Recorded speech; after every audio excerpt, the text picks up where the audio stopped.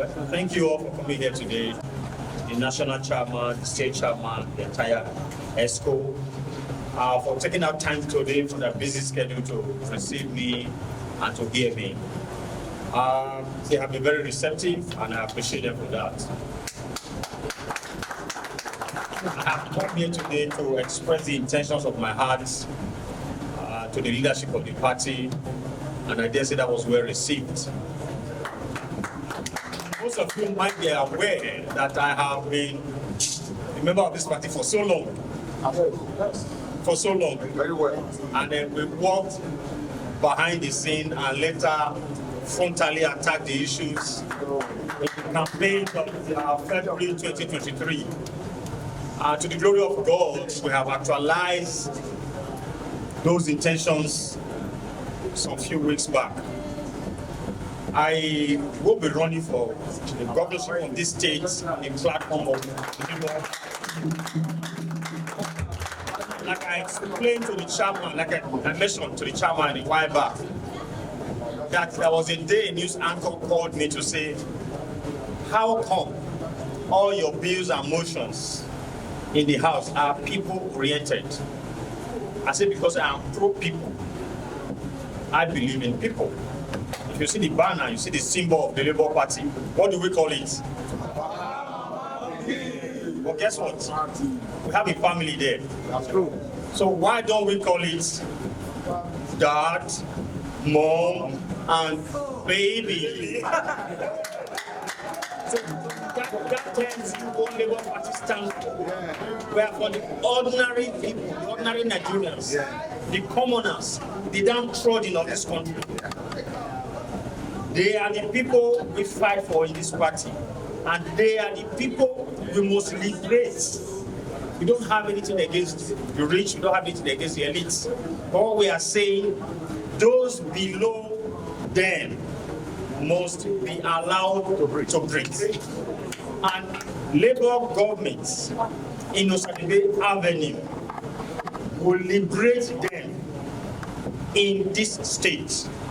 The things that are holding them down are not far from being resolved by anybody. We don't have any problem with somebody sending the children abroad to school. If you're a rich man and you're in the private sector and you are paying your tax, you don't have any problem with that. If you are in the private sector and you are a rich man, you pay your tax, you don't have any problem with you going overseas to do medical checkup. But you cannot be in government and use government resources to do that. We are against that.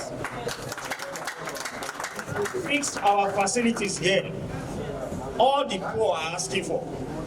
Make sure the schools are in good shape and we have good teachers, where remunerated teachers to teach the children, the pupils. Make sure we have good healthcare system. At least the primary healthcare centers in the rural areas should function well. They should have basic equipment. That's not asking for too much. No.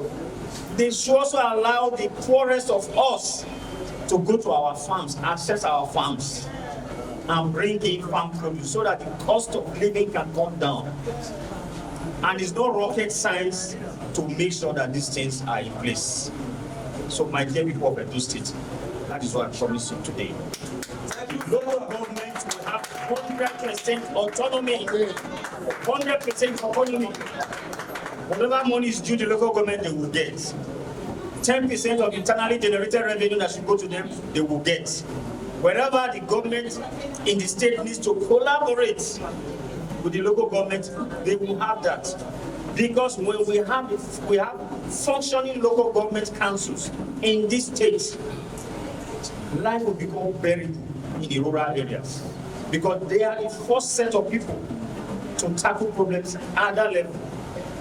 When I say that in Osadebe Avenue, will I know the issues in Wepawano more than the local government chairman there? Will I know the issues in the Banket from Osadebe Avenue more than the local government chairman there? So they must be allowed to function. We will check what they are doing, we will work with them. And by the time we take care of them at that level, life will begin to improve for the ordinary people. So we are here to work for the ordinary people. And when they can sleep well, that's when those on top can sleep well. And that we must achieve in this state in the name of Jesus.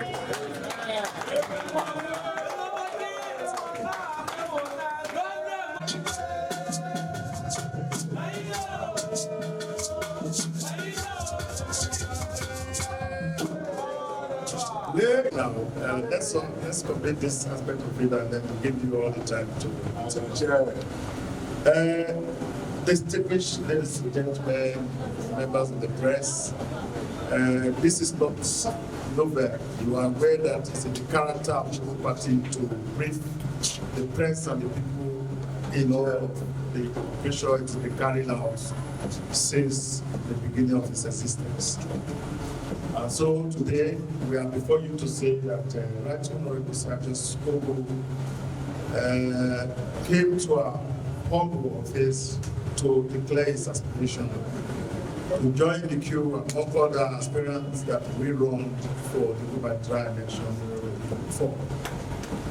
Accordingly, he's been so accepted as one of the aspirants.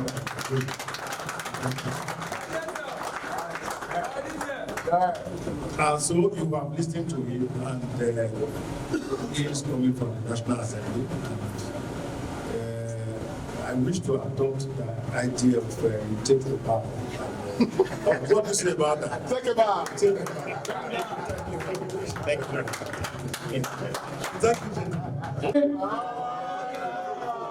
In the same senatorial, we have the same problem. Without traveling too much with you on this question, I rebuilt my parents' house, my dad's house, 2005, and I sank a borehole in my village. That's what made me a politician today, because we were not living in that house, and we sank the borehole so that people in the community could get water.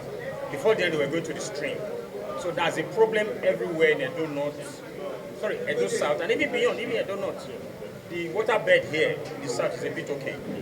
So, but we know, I'm aware that there was a particular governor, the governor before this governor, I don't want to call names today, he sank a lot of boreholes. But I think those contracts were awarded to politicians for patronage. They got water, but they didn't get to the water bed proper. So that is why there's no water in most of those boreholes, that they use state money, state resources to sink. We, in my time, I don't know how much you know about me. I came from the oil and gas industry. So my work really was on a drilling rig. The technology is basically the same. It's just that in my business, while we were drilling for oil, in Edo State, for the senatorials, we'll be drilling for water. When you have terrains where the water bed is very far, you just bring a bigger rig, you hit it and there will be water.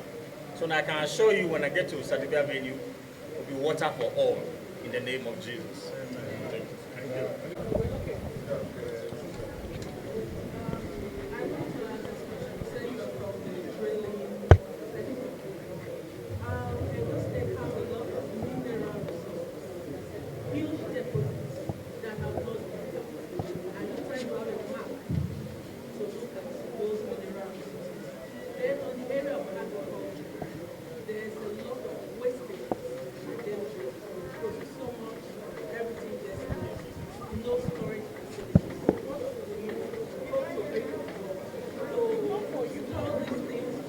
Let me start from the agriculture you mentioned. I am a farmer. I don't know how many of you know that. I am a farmer. And I know that access to farms is a major thing. And in my time in the National Assembly, I did a lot of rural roads. And so many others are asphalted. Because I am aware that farmers are losing their produce. They spend so much money to prepare the land and to farm. Then to harvest and bring it out becomes a major problem. I would ensure that we have access, because I did it in the National Assembly as a legislator. So as an executive governor, it will be a piece of cake. Create access road or fix the access road to the farms so that people can evacuate. People can actually go to your farm gate to buy your produce and haul them out. That one is not the problem at all. And then talking about minerals in Edo State, I think you know under the law, anything below 6 feet belongs to the federal government. But there are licenses issued by the federal government for which people will drill or tap those resources. But those companies will be here. The value chain our people will benefit from because they would employ our people and then they will pay tax to us. So we will encourage them to do exploration here, to exploit the minerals we have, because we will benefit from the value chain and from the tax they will pay to the state. And to also add, to let you know, that Edo State has the largest onshore gas in Nigeria. I'm not saying largest gas reserve, onshore. So it's easier to evacuate. Unlike if you are going to Bayelsa or rivers or every part of Delta where you are getting your gas from offshore or deep offshore. So it's cheaper and easier to evacuate. So we have the opportunities. There are companies here already in Nigeria, in Edo State, that are working close to the gas pipeline because it's easier for them to tap gas there for their turbines to operate the various industries they have set up along that artery. So I have said this once. Edo State, our dear state, really does not have any problem, shouldn't have any problem with poverty, should not have any business with poverty. I don't want to sound like a politician, but that's the truth. If we can just fix the basic things, Section 14(2)(b) of Nigerian Constitution 1999 as amended, says security and welfare of the people is the primary purpose of government. That's all government needs to do, security and welfare. So if a government has this behind their mind, there's no reason why those below us should be suffering. So I am coming to liberate the poor because that is where I came from. Thanks for checking out SYMFONI on YouTube. Please be sure to subscribe and like our videos for updates.